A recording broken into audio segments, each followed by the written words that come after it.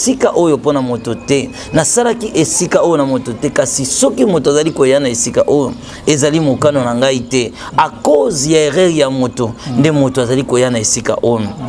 Alors mukolo wana nde tuzali kobima na kati ya chambre ya restitution et tant tuzali kobima ba am wana batu wana bazaki na kati ya ba fosse na bango ya tourment bazali kotombola maboko na bango bazo benga Yesu Seigneur aie pitié de moi, je t'en supplie Seigneur, fais-moi sortir, je t'en supplie Seigneur. Alors ces jours-là je pleurais, je dis Seigneur oui, je dirais au monde que ce lieu est terrifiant, que sika oyo ezali na koyebisa bato mokili, que sika oyo ezali somo kobanga pe l'équipasi kolome bimisangai na ko supporter angote alors que le ténèbre ezalaki partout molili moko o na mokili tutikala jamais kozana molili wana kolela koganga batu donc eza des milliers de personnes nde bazali ko se retrouver na sika na lifelu na zoi ko kolela wana na niveau moko impossible inexplicable. Alors tout ça comme manakata chambre wana tant tout ça comme je voyais comment ba démon bazokota na batu mususu batu wana bauti ko kufa na mokili ba obasaki na banyonga batu bafutate ba bazwa biloko ya batu na mokili batikala ko sakite na ngote bazai comme bona kata chambre wana. Alors ces jours là to chambre wana to prison wana alors parce que kuna ba benga ngo plus ba chambre mais na zo benga plus ba prison pour nous faciliter compréhension ya batu. Alors on est aussi là qui kobima sikoyo na section wana tango to bimi nous allons continuer route.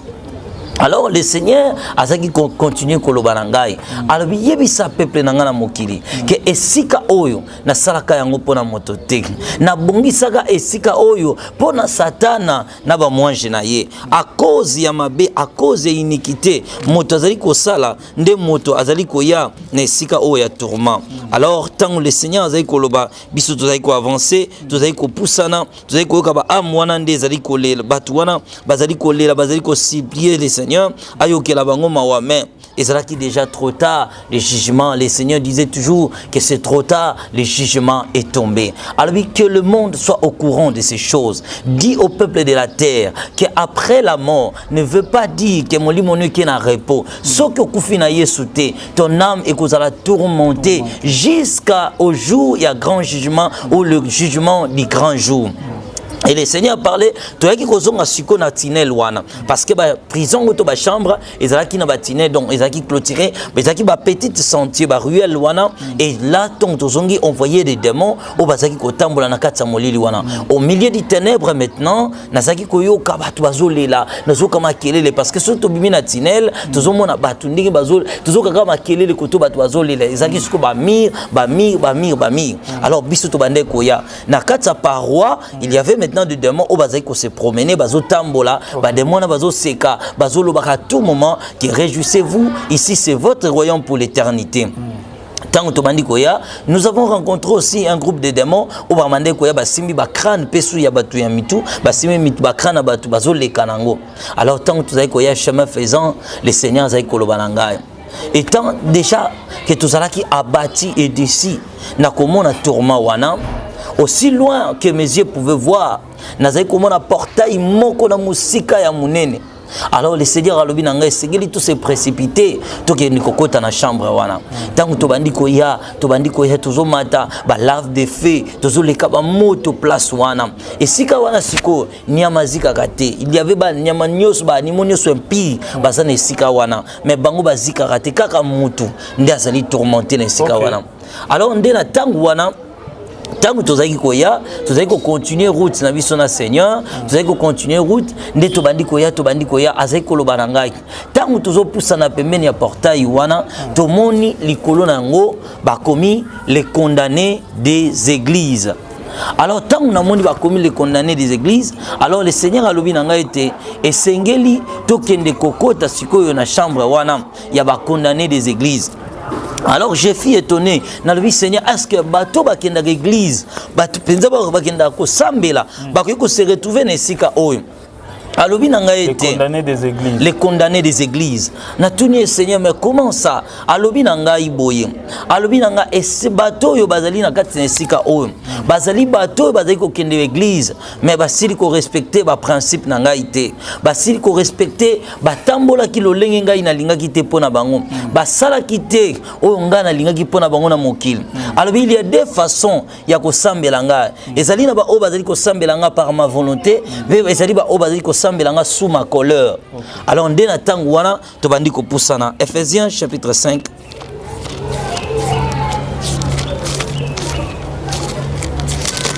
Voilà, la Bible nous dira ceci. Ephésiens chapitre 5, le verset 26 à 27. Afin de la sanctifier par la parole, après avoir purifié par les baptêmes d'eau, afin de faire paraître devant lui cette église glorieuse, sans tache ni ride, ni rien de semblable, mais sainte et irrépréhensible. Alors, Natangouana, quand le Seigneur me parlait, je vis maintenant, la porte s'est ouverte. Tango porte wane fungwami, ne kololobi nanga ete ekengeli tokota ab. Alobi okomona tourment oyo, ezana kati na esika oyo. Alobi makambo okomona awa ezali plus élevé qui n'a pas plus kanyo aussi kokota plus toko banda ko avancer na lifelu plus toko mona été châtiment et comme encore de plus en plus sévère. Alors directement la porte s'est ouverte. Papa tangu porte wane fongwami moto moko impossible inexplicable moto wane bandiko la mingongo ya des milliers des âmes au bakufa kina mokili par les péchés mais bakende ko se retrouver nesika wana. Alors, tant que tu na kata section wana, tu sais comment ba démon bazo pombo likolo, ba démon bazo seka, bazo lo babo sepela, bokonzi na libia na libela yango. Réjouissez-vous ici, c'est votre royaume pour l'éternité. Bino bolanda ki mason, bino bolanda ki nzela na biso, bino bosala ki makambo biso to tinda ki bino, o ezali bokonzi na libia na libela. Alors tant que kotaki na bande komona ba montagne, zo mona moto zo pela partout. Parce que kuna tellement ténèbres za la kamakasi. Le seul façon tu sais comment ce n'est que quand vous allez kaka na kati ya moto ne bozoma na flamme parce que ils ont espace vidité moto pelaka de partout. Alors tant tu sais kokota tozoka mingongo bate belé babade koganga Seigneur Jésus aie pitié de moi, Seigneur aie pitié de moi. Jésus vande koloba na mango trop tard, le jugement est tombé. Trop tard, le jugement est tombé. Alors on attend wana na bandi kolela. Yesu lobi musalo na sala ki pona église na ngai. Tala lelo et pas ya ba oyo ba yake pa na ngai, tala sika ba eko suka. Alors on a dit Seigneur c'est pas possible. Biso to yebiete ba o nyoso ba sambelaka bazali na part na royaume na yo.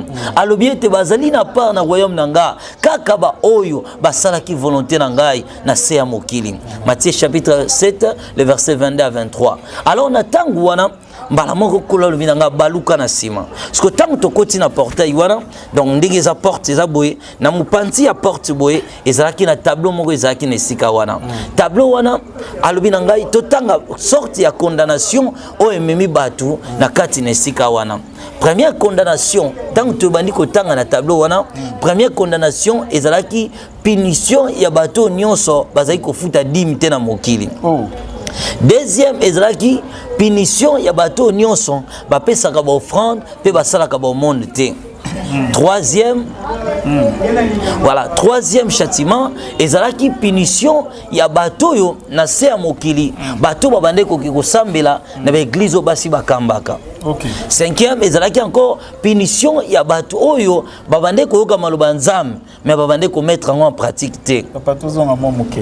Quatrième condamnation ezalaki ya bato bakenda ba église o basi bakambaka. O basi bakambaka. OK.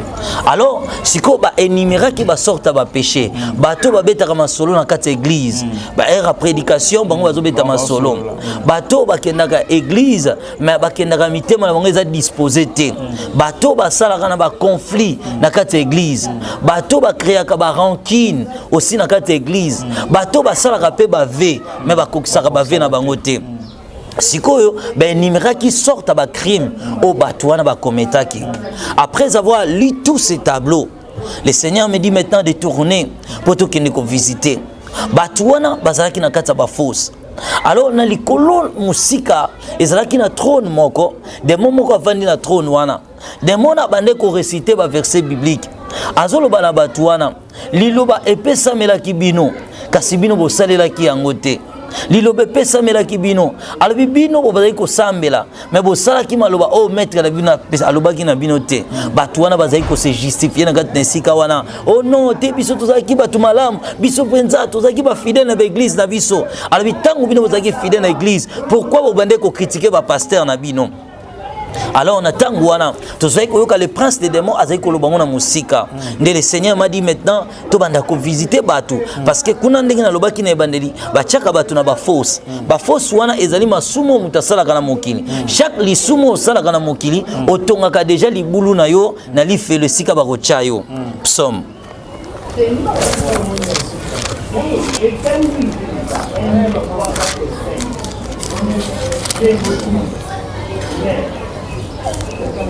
Psaume chapitre 9, le verset 16.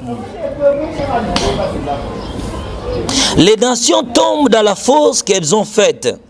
Leur pied se prend au filet qu'elles ont caché. Apocalypse chapitre, Psaume chapitre 7, encore aussi le verset 16. Il ouvre une fosse, il a creusé, il tombe dans la fosse qu'il a faite. Donc chaque péché que mutu a commis dans mokili, mutu a chumbolaka déjà libulu na ye, o ya ozala tourmenter l'enfer.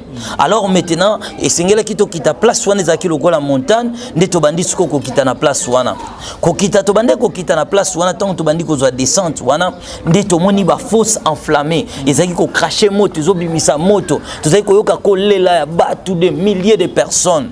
Alors tant to bandi ko poussana na première fois to bandi ko yoka mutu moka zolela alobina kende na zongisa na kofuta na zongisa na futa na zongisa na futa na zongisa tant to komi na fosse wana le Seigneur a tout nié mon fils ozali na sika oyo abandi ko lela alobi Seigneur aie pitié de moi j'accepte que je mal fait Seigneur je prends ma décision accordé ngai kaka seconde na zonga na mokili na ba kofuta badim na ngai alobi na ete tangu nyonso ozaki na mokili ofuta ka badim na ote pona nini alobi trop tard le jugement est tombé. Alors mutuana bandi ko supplier abandi ko senga clémence siko na kata fosse wana zalaki ezaki lokwa mabaku esala sala mabaku matutu libulu wango siko ndenge sala matutu ezopela moto soki moto emati ekiti soki ekiti c'est lokwa se refroidi mais tango même c'est lokwa se refroidi mutuana ici aziki parce que ça squelettique asa tsunami sutatikala ka orbita pam azozika siko mbongo ezalaki ebele na kata libulu wana mbongo wana ezaki à la fois ezozika à la fois zonga malam mbongo ne bande kuganga justice. Alors on a tuni Seigneur nini asali ya mabe na mokili alobi tango azalaki na mokili nazalaka kopambola ye mazaka kofuta dimte. Malachie chapitre 3 le verset 10. Là les enfants de Dieu peuvent lire pour que tu gagnes temps à témoignage.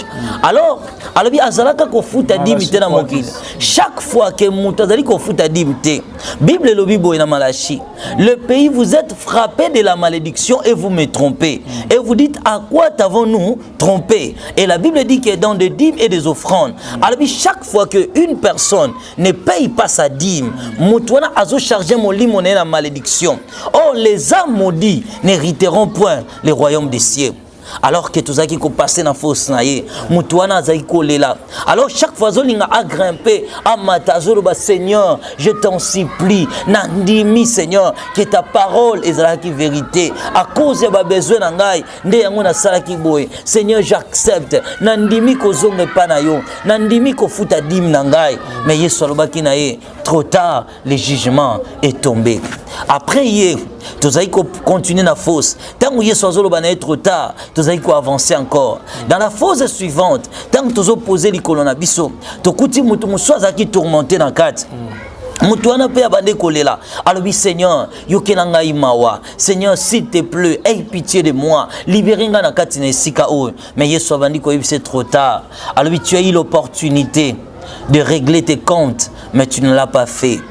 eza déjà trop tard pour yo jugement nanga kwei alobi Seigneur mais nazala ki fidèle nazaka ko futa dim nanga correctement alobi ba dim nyoso futa na tikala koyeba yango te o tikala ta ko futa dim moko te mukolo nangai siko tangu yazolo ba ke ya futa ba dim na moni esprit moko ezala ki lokwa forme lilingi na simane ezo tubeli konga na mutu ezolo ba yoza membre na biso yoza membre na biso alors le Seigneur dit alors ils allaient trop tard le jugement est tombé alors on a tout nié ce siko muto asalinine yesu yokela ta oyo mawabimisa ye alors bi musalonga na sala ki na kulusu ezali na efficacité ya kokangola moto tango moto zali na mukili mais tango yene sika oyo ngai na pardonnaka sous éternité ya moto te soki si moto akufi jugement na ngai bandi Hébreux chapitre 9 le verset 27. Alors na tout Nicolo asala kinini parce qu'il y a zolo bakeza innocent abande ko futa badim na ye. Le Seigneur me dit ceci. Azaka ko futa dim na église. Mais la dîme azaka ko futa na église wana. Le pasteur fit un occultiste. Oh, lorsque ozo futa dim na yo, alobi boy, la dim ezali alliance. Oyo batumi bale basali. Soki yo ozo tambola na ekobo. Mondimi afuti yo dim na ye. A traité alliance na vie ekobo o pasteur ozana yango. Soki yo ozo futa dim na yo et pas pasteur ozamuta lokuta, o traité directement alliance na le dieu de mensonge. Soki ozo futa dim na yo et pas un occultiste, ta dîme ne sera jamais reconnue de Dieu. C'est la dîme que tu as envoyée par le diable. C'est-à-dire la dîme, c'est l'engagement de l'homme. Le Seigneur me dit ceci, que la dîme, c'est l'engagement. Moutou azali ko futa dîme, azali ko ndima esprit, azali ko kamba moutuana.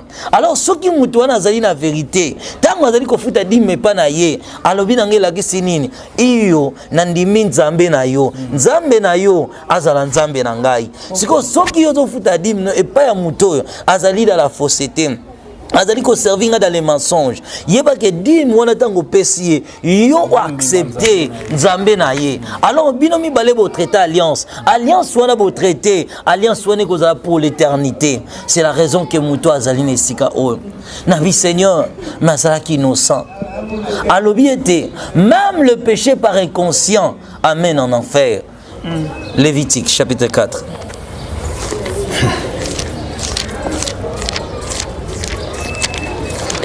Ah, c'est grave. C'est grave, bien aimé. Donc, Zana Makambo Belé, oyo ndenge tolobai na début ya émission, to sala par ignorance, o éviter à qui ozo pesa dim na yo, à qui ozo pesa tamsu ce qui offrande à sacrifice, au monde na yo, ozo pesa action de grâce. Donc, to continuer koyoka témoignage. On a tozui na Lévitique chapitre 4 verset 13.